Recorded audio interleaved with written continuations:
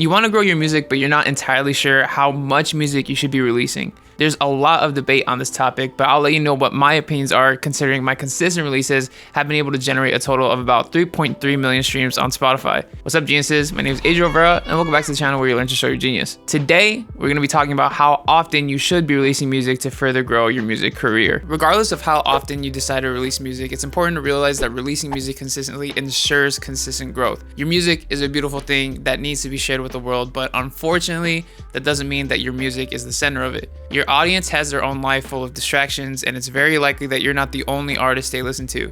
New songs come out all the time, and if your latest release was over 6 months to a year ago, it's possible that it's not a song in the rotation anymore. So releasing consistently is a reminder to your current audience that you're still around, and a message to your potential audience that you might be an artist worth sticking around for. Think of your music career like a flower, and every new song you release is like watering the flower. You need to water it consistently for it to be able to grow and develop into what it's supposed to be. If you neglect to water it, it'll slowly start dying on you. So how often should you actually release music? You're gonna be finding a lot of differing opinions on this topic. Artists like Russ and Ryless used to release a song every week for years, while other artists like Frank Ocean or Jon Bellion haven't dropped an album in forever. As a fan, I love it when my favorite artists drop new music. Back when I was a teenager, one of my favorite bands I would listen to was called Oh Wonder, and they would drop a song every month. And I remember always looking forward to their new releases, and I'm sure if your favorite artists were doing the exact same thing, you probably wouldn't be complaining. I am of the opinion that the more music you release, the better. So I release a song every month on the 25th, which gives me about 4 weeks between each song. I recommend this kind of release schedule to any artist, regardless of genre. But if the more the merrier, then why not release a song every week? It depends on what your goals are. My main focus is on growing my platform on Spotify because Spotify's discovery algorithm is one of the most sophisticated in the music streaming realm. I won't explain Spotify's algorithm in this video because I have a ton of dedicated videos on how Spotify's algorithm works, which I'll link in the cards and at the end of this video. But the main thing you need to know about is Spotify's Release Radar playlist.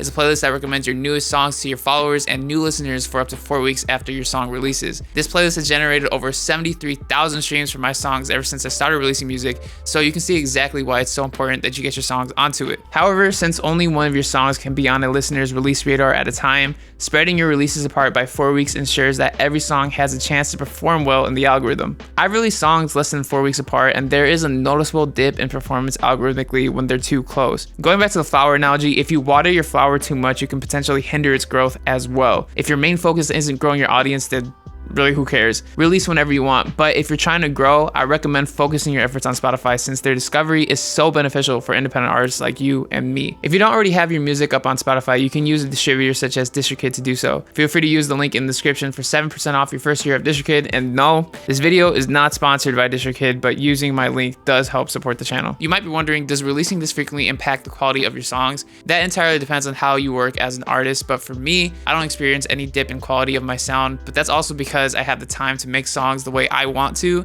and I also mix, master, record, and produce everything myself in my home studio, so I don't have to wait for an engineer to produce or to provide me with the necessary resources to get my song out there. I highly recommend trying to be as self-sufficient as possible, but if there's some things that you just have to wait on and can't work around, then feel free to stockpile on songs first before releasing them once a month. That way you can always be sure that you're hitting your deadlines. Since we're on the topic of stockpiling songs, you might be thinking to yourself, if I have a ton of songs, why not just release an album? You definitely could, but in my opinion, albums are better left for when you have more of a receptive audience to help you push that album to success. If you're just starting out, releasing singles will be your best bet for growing your audience to the point where you can actually release an album.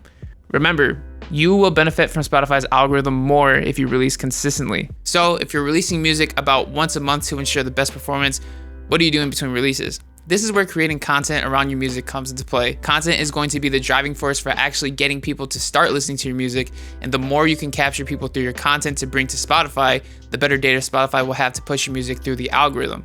If you want to learn more about how to make engaging and effective content for your music, feel free to check out this video on creating content for musicians, and make sure to subscribe for more videos like this, and don't be afraid to show your genius. Thanks so much for watching.